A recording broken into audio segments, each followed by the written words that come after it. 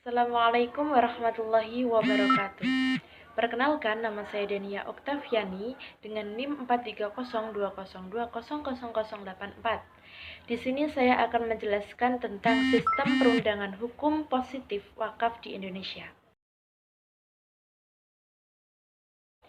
Yang pertama kita cari tahu dulu terkait dengan pengertian wakaf. Nah, pengertian wakaf dalam kompilasi hukum Islam itu merupakan perbuatan hukum seseorang atau kelompok atau suatu badan hukum yang memisahkan sebagian benda miliknya dan melembagakannya untuk selama-lamanya untuk kepentingan umum dan ajaran Islam. Kemudian menurut Peraturan Pemerintah Nomor 28 Tahun 1977, wakaf merupakan perbuatan hukum seseorang atau badan hukum yang memisahkan sebagian dari harta kekayaan yang berupa tanah milik dan kelembagaannya untuk selama-lamanya dan untuk kepentingan atau keperluan umat lainnya sesuai dengan ajaran Islam. Seperti itu. Kemudian kita lanjut kepada dasar hukum wakaf. Nah, dasar hukum wakaf di Indonesia itu diatur dalam beberapa perundang-undangan. Kita ulik satu persatu.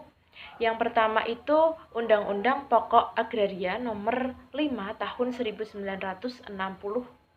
Nah, kemudian ini ada Peraturan Pemerintah Nomor 28 Tahun 1977 tentang tata cara perwakafan tanah milik.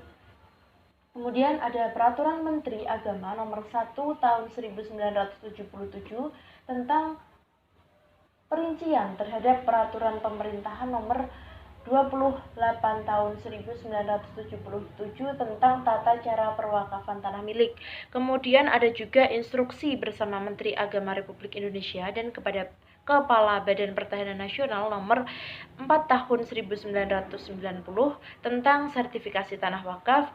Kemudian ada Badan Pertahanan Nasional tentang pelaksanaan penyertifikatan tanah wakaf. Kemudian ada Instruksi Presiden Nomor 1 Tahun 1991 tentang kompilasi hukum wakaf. Ada Undang-Undang Nomor 41 Tahun 2004 tentang wakaf. Kemudian ada juga Peraturan Pemerintah Republik Indonesia Nomor 42 Tahun 2006 tentang pelaksanaan Undang-Undang Nomor 41 Tahun 2004 tentang wakaf juga. Jadi banyak sekali dasar-dasar yang melandasi hukum-hukum wakaf di Indonesia. Seperti itu. Kemudian kita lanjut di rukun dan syarat wakaf.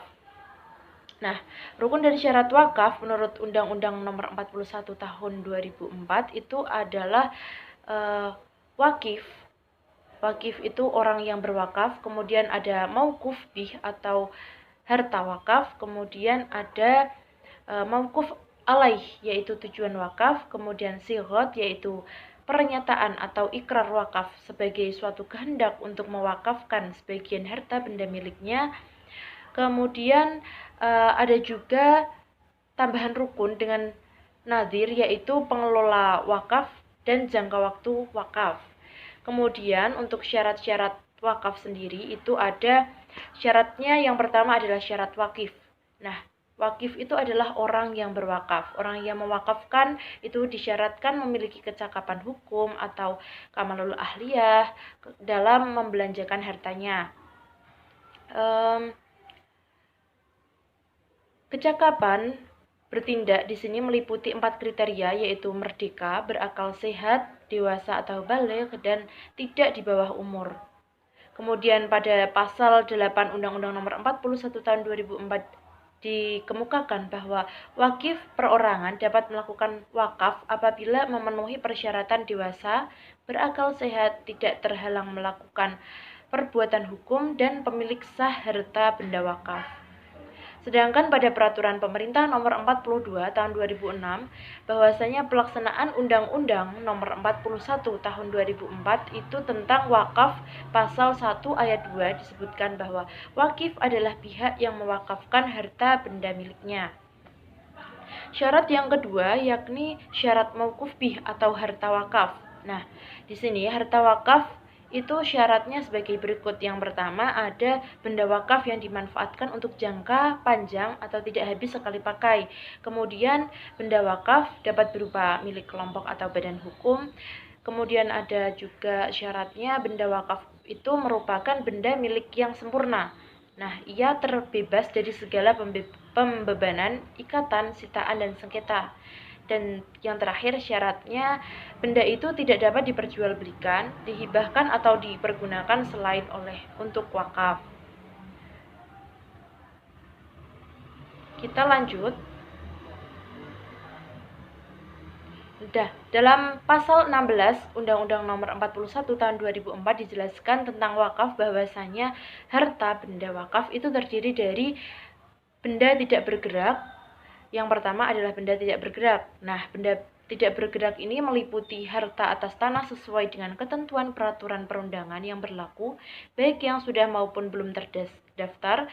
Kemudian juga dapat berupa bangunan atau bagian dari bangunan yang terdiri atas sebagaimana dimaksud pada nomor 1. Nah, yang ketiga ada tanaman dan benda yang berkaitan dengan tanah. Kemudian hak milik atas satuan rumah susun sesuai dengan ketentuan syariah dan peraturan perundangan yang berlaku. Kemudian benda tidak bergerak selain sesuai dengan ketentuan syariah, peraturan perundangan yang berlaku. Dan yang kedua itu ada benda bergerak. Nah, ini merupakan harta yang tidak bisa habis karena dikonsumsi, meliputi uang, logam mulia, surat berharga, kendaraan, kemudian hak atas kekayaan intelektual, hak sewa, terus benda bergerak lainnya sesuai dengan ketentuan syariah dan peraturan perundangan yang berlaku seperti di buku dan kitab. Kita lanjut kepada tujuan dan fungsi wakaf. Nah, tujuan dan fungsi wakaf. Yang pertama tujuan wakaf dulu. Tujuan wakaf menurut Undang-Undang Nomor 41 Tahun 2004 bahwasanya wakaf itu bertujuan memanfaatkan harta benda wakaf sesuai dengan fungsinya. Sedangkan untuk fungsinya, wakaf itu menurut Undang-Undang Nomor 41 Tahun 2004 yaitu untuk mewujudkan potensi dan juga manfaat ekonomi harta benda wakaf untuk kepentingan ibadah dan untuk mewujudkan kesejahteraan umum. Sekian dari saya, semoga dapat bermanfaat bagi semuanya. Wabillahi taufiq wal hidayah. Wassalamualaikum warahmatullahi wabarakatuh.